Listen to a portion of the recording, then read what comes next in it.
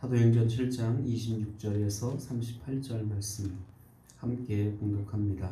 이튿날 이스라엘 사람끼리 싸울 때에 모세가 와서 화해시키려 하여 이르되 너희는 형제인데 어찌 서로 해치느냐 하니 그 동물을 해치는 사람이 모세를 밀어뜨려 이르되 누가 너를 관리와 재판장으로 우리 위에 세웠느냐 내가 어제는 애굽 사람을 죽임같이 또 나를 죽이려고 하니 모세가 이 말 때문에 도주하여 미디안 광야에서 나그네 되어 거기에서 아들 둘을 낳으니라.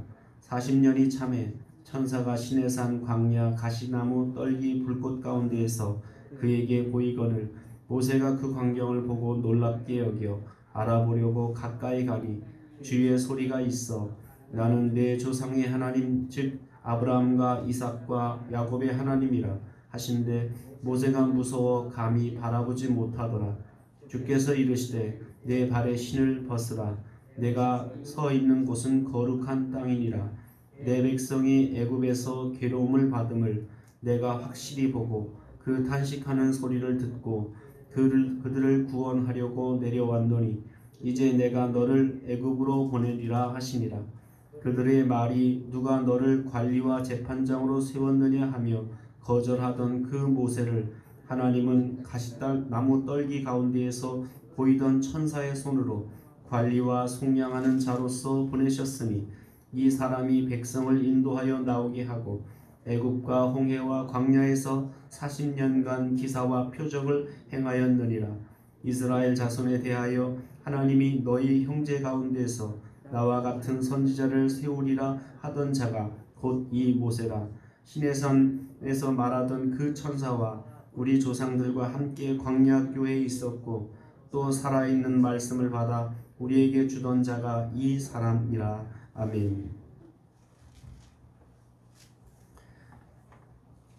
스데반의 설교가 이제 계속되고 있습니다. 스데반은 자기를 변명하는 것보다 지금 살해드린 공의의 회원들 앞에서 이스라엘의 죄가 무엇인지 그들이 특별히 예수님을 어떻게 죽였는지 그런 그들의 죄를 지적하고 있고 그래서 그들에게 구약에서부터 시작해서 쭉 이제 그들의 죄가 무엇인지 또 예수님이 이 땅 가운데 어떻게 오셨는지 그것을 설명하고 있습니다. 오늘 본문에는 이제 모세에 대한 이야기를 합니다. 모세는 자기 동족을 구하기 위해서 애굽 사람을 이제 쳐 죽였습니다. 그랬는데 그 다음 날 보니까 이스라엘 사람들 동족끼리서 싸우는 거예요. 그래서 모세가 그들을 말리려고 했더니 오히려 그들은 모세를 신란하면서 모세를 비난하면서 이제 네가 어제는 애굽 사람 쳐 죽이더니 오늘은 나를 죽이려고 하느냐 하면서 이제 어떻게 보면 어제 그 모세가 했던 행동, 그러니까 자기 동족을 도우려고 했던 행동에 대해서는 이 히브리 백성들이 아무런 관심이 없는 거예요. 그리고 오히려 자기의 그런 그 죄를 이렇게 들춰내면서 비난하는 모세가 그 소리를 듣고 이제 겁이 났습니다. 자기가 살인했던 그런 죄를 지금 히브리 사람, 자기 동족이 오히려 비난하는 얘기를 들으면서 이것이 발각나면 자기가 궁에 살 수 없다라고 생각하고 결국 두려워서 이제 미디안 광야로 도망을 가게 되죠. 거기서 40년간을 이제 지내면서 아들, 딸을 낳았다라고 이렇게 말합니다. 30절 보면 40년이 차자라고 이렇게 이야기합니다. 40년이 되었을 때 하나님께서 가시나무 떨기나무 불꽃 가운데서 모세를 부르셨습니다. 그리고 모세를 부르시고 내가 너를 왜 불렀는지 그 이유를 그 하나님의 뜻을 이제 모세에게 말씀하시죠. 내 백성이 애굽에서 고통받는 것을 내가 보았다. 그리고 그 애굽에서 고통받는 백성을 구원해내기 위해서 내가 너를 애굽으로 보낸다라는 하나님의 뜻과 사명을 이제 받게 됩니다. 그러면 스데반이 왜 지금 이 모세 이야기를 하는 걸까요? 지금 자기를 거짓 증인을 세워서 자기를 죽이려고 하는 이 살해드린 공의의 대제사장 앞에서 왜 굳이 이 구약의 아브라함 이야기를 하고 또 모세 이야기를 할까요? 특별히 오늘 본문에서 모세 이야기를 하는 이유는 뭐냐면 너희들이 가장 존경하는 인물인 모세. 뭐 그들은 율법을 신봉하니까 율법에 어떻게 보면 창시자와 같은 모세를 그들은 뭐 하나님 다음으로 존경하는 인물이다라는 거예요. 그런데 하나님을 너희들이 그렇게 하나님 다음으로 존경하던 모세와 같은 인물도 어떻다는 거예요? 처음에 자기 동족으로부터 이렇게 비난받고 오히려 버림받고 거부당했다라는 겁니다.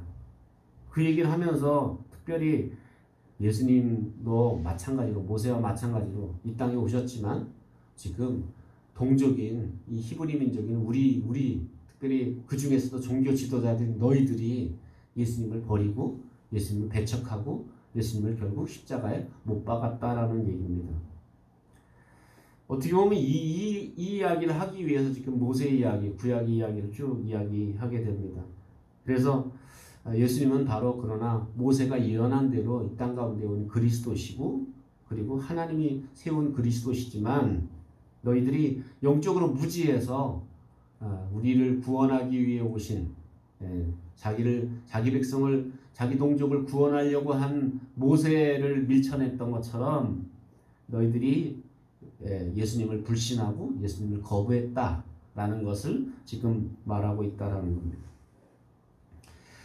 특별히 이 종교 지도자들은 예수님을 그렇게 배척한 이유가 있습니다. 그것은 뭐냐면 저가 율법을 파괴하는 파괴자다. 자기들은 율법을 하늘처럼 섬기고 있고 율법을 그렇게 날 때부터 철저하게 율법을 지키고 살아왔는데 율법을 파괴하는 자라고 예수님을 그렇게 비난하고 율법을 자기들이 신봉했던 그 율법을 파괴하는 율법의 파괴자라고 해서 지금 예수님도 십자가에 못 박아 죽였고 지금 스테반도 지금 죽이려고 하고 있는 그런 상황이었다라는 거예요.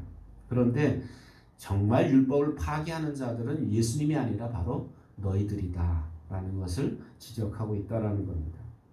또 한편으로는 오늘 모세 이야기를 통해서 우리가 깨닫는 것은 뭐냐면 그 위대한 지도자였던 모세도 사실은 궁중에서 배운 학문을 통해서 40살이 됐을 때 궁중에서 배운 학문 또 궁중에서 얻었던 신 그것을 통해서 뭔가 자기 동족을 구원하려고 했지만 그걸로는 자기 동족을 구원할 수 없었어요. 그래서 결국 그런 모세도 훈련이 필요해서 어디로 갔습니까? 광야로 가서 40년 동안을 거기서 훈련을 받은 후에야 결국 하나님의 능력으로 그래서 아까 가시떨기 나무 사이에서 하나님이 주신 음성은 뭐냐면 너 선 곳에서 너 신발을 벗어라. 너가 선 곳은 거룩한 땅이다. 라고 이렇게 말씀하신 것은 신발을 벗는다라는 얘기는 너의 힘을 버려라 라는 거예요. 너의 능력을 버려라. 왜냐하면 민족을 구원하는 이 일은 너의 힘으로 너의 배움으로 너의 경험으로 하는 것이 아니라 바로 하나님의 능력으로 하는 것이다 라는 것을 말씀하고 있다라는 겁니다.